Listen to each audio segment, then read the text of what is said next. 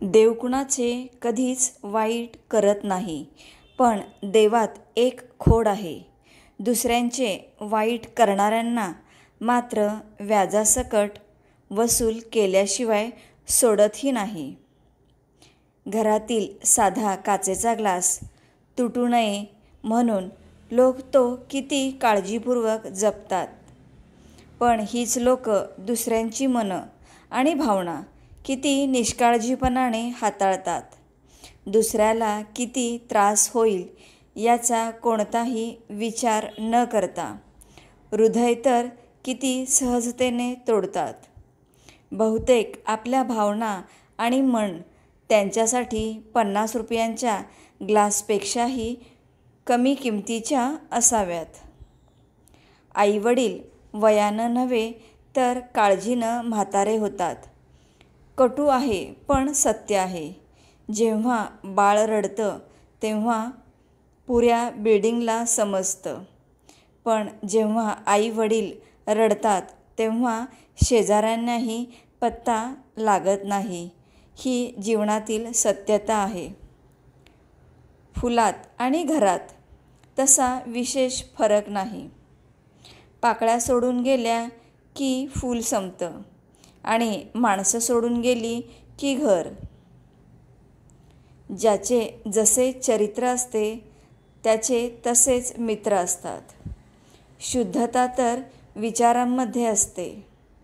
माणूस कुठे पवित्र असतो? फुलात सुद्धा किडे असतात, दगडात सुद्धा हिरे असतात. वाईट सोडून चांगले बघा, माणसात सुद्धा देव दिसेल. रिकाम्या भांड्यावर झाकण आणि चुकीच्या लोकांची पाठराखण काही उपयोगाची नसते. तुम्ही चांगले आहात की वाईट हा विचार कधीच करू नका, कारण लोकांना गरज पडली की तुम्ही चांगले आणि गरज संपली की वाईट. आपण पायाने चालतो तेव्हा तो प्रवास होतो, हृदयाने चालतो तेव्हा ती यात्रा होते आणि भान हरपून चालतो तेव्हा ती वारी होते. स्वतःच्या खिशात लाखोंचा खळखळाट असावा, पण त्यामागे गरिबाच्या एका रुपयाचाही तळतळाट नसावा. जे घडतं ते चांगल्यासाठीच. फरक फक्त एवढाच असतो की ते कधी आपल्या चांगल्यासाठी असतं तर कधी दुसऱ्याच्या चांगल्यासाठी असतं. ओठात एक आणि पोटात एक असं कधी वागायचं नसतं. आपण जसे आहोत तसंच बाहेर दिसायचं असतं. वाईट असलं तरी स्पष्ट मत मांडायचं असतं. दिसायला भारदस्त असणं हे आपल्या हातात नसतं, पण विचारांनी भारदस्त असणं हेच आपल्या हातात असतं. आपण चंदन असल्याची घोषणा चंदनाला कधीच करावी लागत नाही. त्याचा गंध वाऱ्याबरोबर आपोआप पसरत जातो. सुखाचं काय घेऊन बसताय? ते आज आहे तर उद्या नाही. उगाच येड्यागत हात धुवून सुखाच्या पाठी लागून काय उपयोग? त्यापेक्षा समाधान शोधत चालू लागा.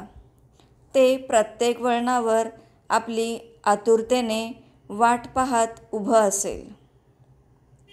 भरलेलं घर आणि सुंदर मन हे फक्त समाधानी व्यक्तीचेच असते, कारण तो व्यक्ती स्वतःकडे जे काही आहे त्यात खुश असतो आणि इतरांचं वाईट व्हावे हा विचार तो कधीच करत नाही.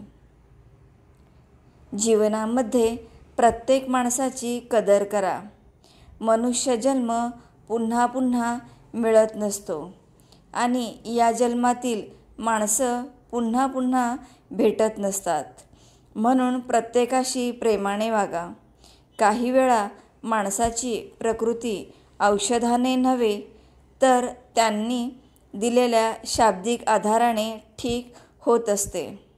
म्हणून शब्दाला धार नको, आधार असायला हवा. सूर्याची काय गंमत असते ना. पूर्वेकडे असला की तो सूर्योदय आणि पश्चिमेकडे असला तर सूर्यास्त. माणसाचं पण तसंच आहे. समोरच्या व्यक्तीच्या मनाप्रमाणे वागला तर चांगला आणि त्याच्या मनाविरुद्ध वागला तर वाईट. 36 गुणांचं काय करायचं?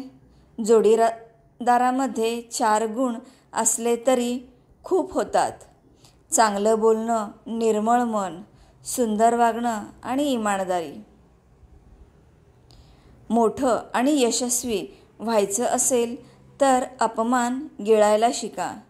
उद्या मोठे व्हाल तेव्हा हीच अपमान करणारी लोक स्वतःचा मान वाढवायला तुमची ओळख सांगतात. श्री स्वामी समर्थ.